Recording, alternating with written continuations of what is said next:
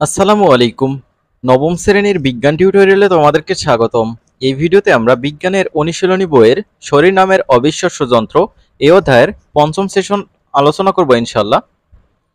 তো শিক্ষার্থীরা খেয়াল করো, এখানে কি বলা রয়েছে। রক্ত জীবনী শক্তির মূল। রক্তনালীর মধ্য দিয়ে রক্ত দেহের সর্বত্র প্রবাহিত হয় এবং কোষে অক্সিজেন ও খাদ্য উপাদান সরবরাহ করে। ফলে দেহের সব কোষ সজীব ও সক্রিয় থাকে।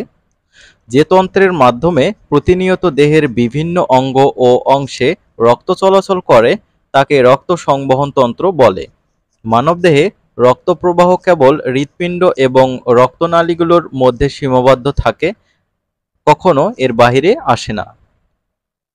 আরো অনেক কিছু জানার আগে চলো হৃদস্পন্দন শুনে নেওয়া যাক। যদি সম্ভব হয় তাহলে স্টেথোস্কোপ ব্যবহার করে নিজেদের ও পাশের বন্ধুর হৃদস্পন্দন শোনার চেষ্টা করো। আর যদি এই স্টেথোস্কোপ না পাওয়া যায় তাহলে বন্ধুর বুকে আলতো করে কান পেতে শোনো তো।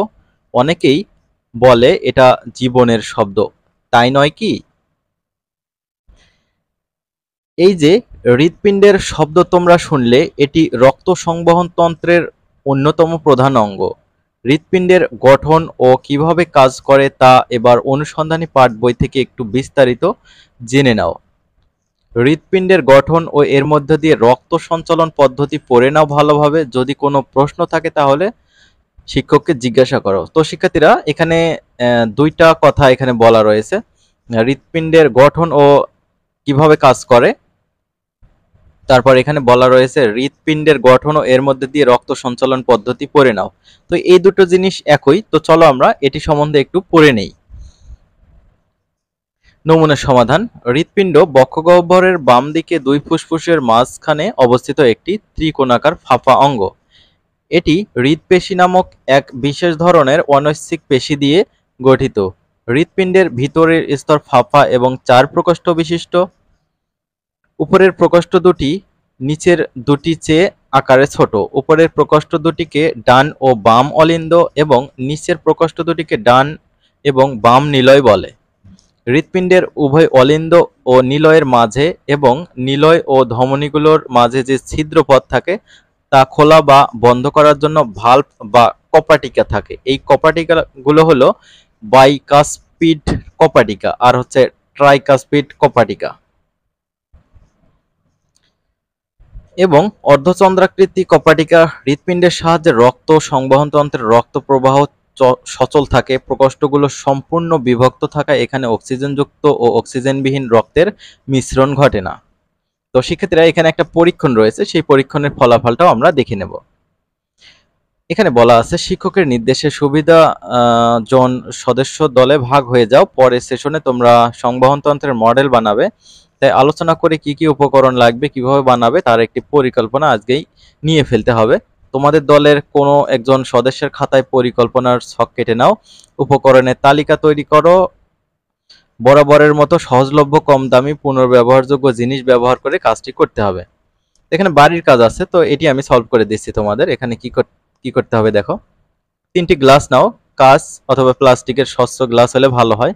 গ্লাসগুলোকে পরপর পাশাপাশি রাখো, এখানে যেমনটা রাখা হয়েছে। প্রথম ও তৃতীয় গ্লাস অর্ধেকটা পরিপূর্ণ করে তাতে আলাদা আলাদা দুটি রঙের খাবারের রং অথবা জল রং মিশাও। অর্থাৎ প্রথম এবং তৃতীয় যে গ্লাসটা রয়েছে অর্ধেক করে পানি দিতে বলছে এবং দেওয়ার পর আলাদা আলাদা দুটো রং দিতে বলছে। এবার দুটি টিস্যু অথবা সুতি কাপড় নিচের ছবির মতো করে ভাঁজ করে প্রথম গ্লাসে এক প্রান্তে রেখে আর এক প্রান্তে দ্বিতীয় গ্লাসে এবং আর একটা টিস্যু কাগজ কাপড়ের এক প্রান্ত তৃতীয় গ্লাসের মধ্যে প্রবেশ করিয়ে অন্য প্রান্ত দ্বিতীয় বা মাঝের গ্লাসে রেখে দাও বেশ কিছুক্ষণ সময়ের জন্য।